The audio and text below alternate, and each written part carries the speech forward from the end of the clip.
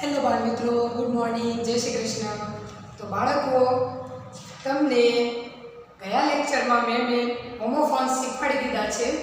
હવે આજે હું તમને કમ્પોઝિશન શીખવાડીશ. પાના નંબર 32 ખોલો, ગ્રામર ખોલો. ગ્રામરમાં પાના નંબર 33 ખોલો. હવે 32. હવે 32માં ડાયલોગ રાઇટિંગ છે. એ ડાયલોગ રાઇટિંગ મેં 6C માં શીખવાડી દીધેલું છે, પણ એ લોકોએ આ લખવાનું નથી. બાકી બધા આ મારી સાથે જ લખશે, અને જે લોકોને લખાઈ ગયું છે એ લોકોને આ લખવાનું નથી. બરાબર? તો પાના નંબર 32 ખોલો. ડાયલોગ રાઇટિંગ શું છે? આ ડાયલોગ રાઇટિંગ. ડાયલોગ એટલે સંવાદ. હવે બાળકો, તમને એમ છે ડાયલોગ એટલે શું થાય? ડાયલોગ એટલે સંવાદ. બે વ્યક્તિ વચ્ચે જે વાતચીત હોય એને ડાયલોગ કહેવામાં આવે છે. બે વ્યક્તિ જ્યારે વાતચીત કરતી હોય ત્યારે એને ડાયલોગ કહેવામાં આવે છે. હવે કોઈ વ્યક્તિ શું બોલે છે અને એની સાથે શું જવાબ મળશે એ તમારે ગોઠવીને લખવાનું છે. તમને કૌંસ આપેલો જ છે, કૌંસમાંથી શોધીને તમારે એ લખવાનું છે. તો જોઈએ અંદર, fill in the blanks using the words given in the brackets. Brackets એટલે શું? કૌંસ. કૌંસમાં આપેલા શબ્દોનો ઉપયોગ કરીને તમારે ખાલી જગ્યા પૂર્ણ કરવાની છે. તો જોઈએ નંબર 1. નંબર 1 માં તમને કૌંસ આપેલા જ છે. શરૂઆત કરીએ. ડ્રાઈવર. Driver says. જે બે ટપકા આપવામાં આવે છે એને સેઝ કહેવામાં આવે છે. બોલે છે, કહે છે. ડ્રાઈવર શું કહે છે? હેલો ધનજીભાઈ, ખાલી જગ્યા to me for a day. જો ક્વેશ્ચન માર્ક કરેલો છે એટલે એ પ્રશ્ન પૂછે છે. તો એ શું પૂછશે? તો તમારે ઉપરથી શોધવાનું છે. એ શું પૂછશે?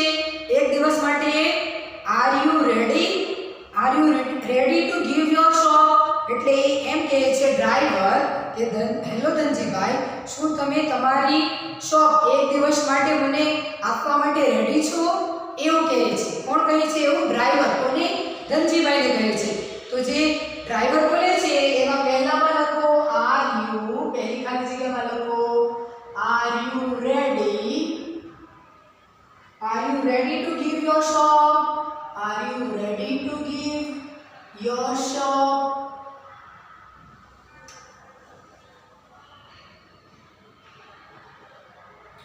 To me for a day. તમે મને એક દિવસ માટે તમારી શોપ આપવા માટે રેડી છો? એવું ડ્રાઈવરે ધનજીભાઈને પૂછ્યું. હવે શોપકીપર સેઝ. શોપકીપર એ ધનજીભાઈ છે. શોપકીપર એટલે દુકાનદાર. દુકાનદારનું નામ શું છે? ધનજીભાઈ છે. તો shopkeeper says yes Alibhai, welcome. તો દુકાનદાર કહે છે કે હા અલીભાઈ, આવો. એટલે કે અલીભાઈ કોનું નામ છે? ડ્રાઈવરનું નામ છે. શોપકીપરનું નામ ધનજીભાઈ છે. તો શોપકીપરે કહ્યું હા અલીભાઈ, આવો. ડ્રાઈવર સેઝ આઈ ખાલી જગ્યા of all things in your shop. I ખાલી જગ્યા of all things in your shop. હવે ડ્રાઈવર એવું કહે છે કે I do not know the prices of all things in your shop. એટલે કે તમારી દુકાનની બધી વસ્તુનો ભાવ મને ખબર નથી. આઈ ડુ નોટ નો. નો એટલે જાણવું. ધ પ્રાઇસીસ એટલે કે કિંમતો. બધી વસ્તુની કિંમતો મને ખબર નથી. તો શું આવશે? અહીંયા બીજી ખાલી જગ્યામાં લખો આઈ ડુ નોટ. આઈ આવેલું છે. Do not no.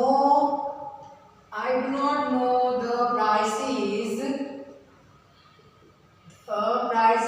of all things in your shop.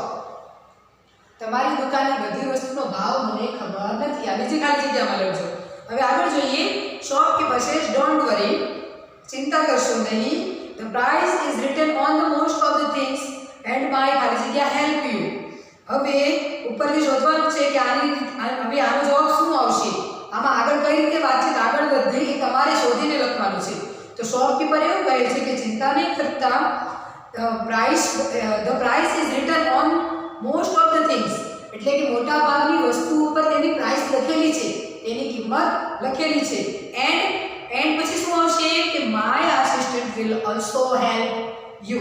મારો જે આસિસ્ટન્ટ છે, મારો જે મદદગાર છે એ પણ તમને મદદ કરશે.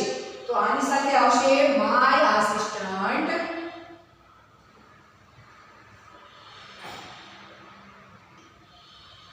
my assistant will also help you. મારો આસિસ્ટન્ટ પણ તમને મદદ કરશે. બરાબર, આ ત્રીજી ખાલી જગ્યામાં લખજો. હવે આગળ જોઈએ. Driver says good, can you drive a bus? હવે ડ્રાઈવર ધનજીભાઈને પૂછે છે, દુકાનદારને પૂછે છે, સારું તમે બસ ડ્રાઈવ કરી શકો છો? તો શોપકીપર સેઝ નો, ના, આઈ કેન નોટ. શું આવશે અહીંયા? નો, આઈ કેન નોટ. તો આ ખાલી જગ્યામાં લખો કે આઈ કેન નોટ. ચોથી ખાલી જગ્યામાં લખો I can not. I can drive only a scooter. એટલે શોપકીપર એમ કહે છે કે હું બસ નથી ડ્રાઈવ કરી શકતો, પણ હું ફક્ત સ્કૂટર ડ્રાઈવ કરી શકું છું, ચલાવી શકું છું. ડ્રાઈવર સેઝ ઓહ, અરે. ધેન ખાલી જગ્યા to my bus and my school children. તો શું આવશે એમાં? What will happen. જો પહેલું જ છે ઓપ્શનમાં, જો કૌંસમાં આપેલું છે what will happen to my bus and my school children. તો મારી બસનું અને મારા બાળકોનું શું થશે? સ્કૂલ બાળકોનું જે એ જે છે એ સ્કૂલ બસના ડ્રાઈવર છે, એટલે એણે એમ કહ્યું કે તમે બસ ચલાવી શકો છો. તેણે ના પાડી શોપકીપરે. તો એ ડ્રાઈવર એમ કહે છે કે તો મારી બસ અને મારા સ્કૂલના બાળકોનું શું થશે? વોટ વિલ હેપન, શું થશે? તો અહીંયા લખો પાંચમી ખાલી જગ્યામાં what will happen. What will happen to my bus and my school children? Shopkeeper says your work is very difficult. એટલે દુકાનદાર કહે છે તમારું કામ ખૂબ જ અઘરું છે. I cannot do it. હું તે કરી શકું નહીં. તો અહીંયા આપણો પહેલો ડાયલોગ રાઇટિંગ પૂરો થાય છે. આ નંબર 1 ડાયલોગ રાઇટિંગ હતું. આમાં જે પાંચે પાંચ ખાલી જગ્યા બતાવેલી છે તમારે પાંચે પાંચ ખાલી જગ્યામાં વ્યવસ્થિત લખી લેવાનું છે. બરાબર, લાઈનમાં જ લખજો, સમજતા જજો. બરાબર, હવે આપણે જોઈએ બીજું ડાયલોગ રાઇટિંગ. આંગળી રાખતા જાઓ એટલે તમને એનું ગુજરાતી સમજ પડે તો તમે એનો અર્થ લખી શકો, આગળના ડાયલોગ પૂરા કરી શકો છો. એટલે તમે એને ગુજરાતી સમજતા જજો. ચાલો આગળ જોઈએ. સંજય સેઝ, સંજય કહે છે hi Mohan, how was your holiday yesterday? એટલે સંજય કહે છે હાય મોહન, તારી ગઈકાલની રજા કેવી ગઈ? એવું પૂછ્યું સંજય. તો મોહન સેઝ ઓહ, અરે આઈ had a wonderful time yesterday. એટલે શું જવાબ આપે છે? અરે મારો ગઈકાલનો સમય ખૂબ જ અદ્ભુત હતો. વન્ડરફુલ ટાઈમ યસ્ટરડે એટલે મારો ગઈકાલનો સમય ખૂબ જ અદ્ભુત હતો. તો અહીંયા લખો પહેલી ખાલી જગ્યામાં આઈ હેડ. અહીંયા પહેલું પતી જાય છે, એનાથી બીજું શરૂ થાય છે. I had a wonderful time. I had a wonderful time yesterday.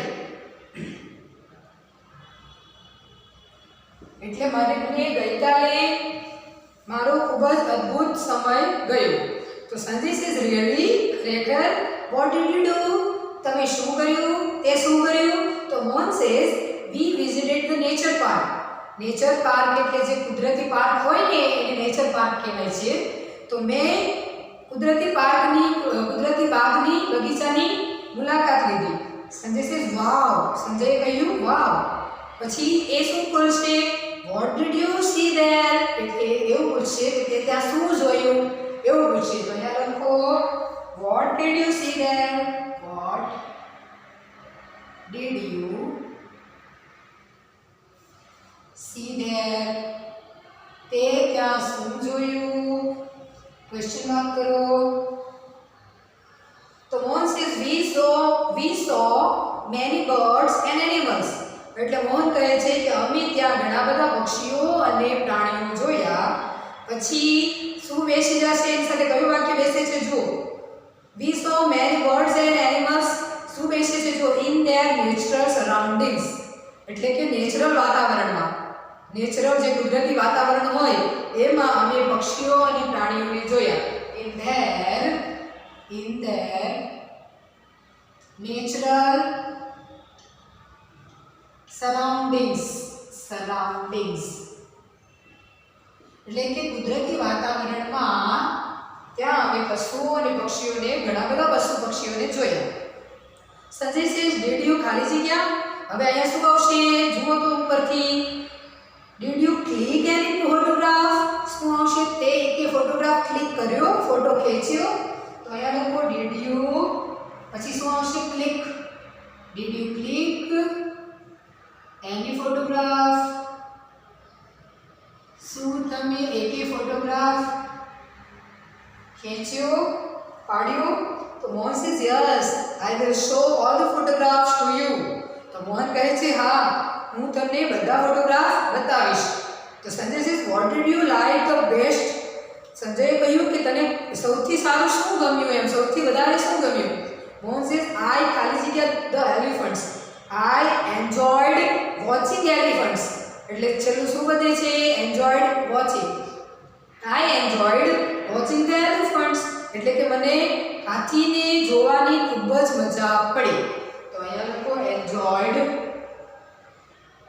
enjoyed watching the elephants. Watching the elephants. તો આ રીતે આપણે બીજો ડાયલોગ રાઇટિંગ પણ અહીંયા પૂર્ણ થાય છે. હવે ત્રીજો ચલાવું છું. પાના નંબર 33 જુઓ, ત્રીજો જુઓ. ચાલો. મિતાલી સેઝ, મિતાલી કહે છે કુલી. હવે કુલીને બોલાવે છે. તમને કુલી તો ખબર જ હશે, જે સામાન ઉચકીને લઈ જાય છે એને કુલી કહેવામાં આવે છે. આપણે બસ સ્ટોપ, રેલવે સ્ટેશન ઉપર જ્યારે ઉતરીએ ત્યારે સામાન ઉચકીને આપણને પહોંચાડી દે એને કુલી કહેવામાં આવે છે. તો મિતાલીએ કુલીને બૂમ પાડી, કુલી. તો કુલી સેઝ યસ મેડમ. કુલીએ કહ્યું yes madam. Mitali says I have 3 bags to take to platform number 2. તો એણે કહ્યું કે મારી પાસે 3 બેગ છે, 3 બેગ છે, તો પ્લેટફોર્મ સુધી લઈ જવાના છે, પ્લેટફોર્મ નંબર 2 સુધી લઈ જવાના છે. વિલ યુ ખાલી જગ્યા. તો વિલ યુ શું આવશે? Will you carry the luggage? શું તું સામાન ઉચકીશ? કેરી એટલે ઉચકવું, લગેજ એટલે સામાન. શું તું સામાન ઉચકીશ? તો પહેલી ખાલી જગ્યામાં લખો કેરી ધ લગેજ. શું તું સામાન ઉચકીશ? ક્વેશ્ચન માર્ક કરો. તો કુલી આન્સર આપે છે વાય નોટ. શું કામ નહીં? વાય નોટ, શું કામ નહીં? આઈ વિલ ટેક ધેમ વિથ ખાલી જગ્યા. હવે આઈ વિલ ટેક ધેમ વિથ શું આવશે? Great care. ખૂબ જ સારી કાળજી રાખીને હું તેને લઈ જઈશ. Great care. તો અહીંયા લખો ગ્રેટ કેર.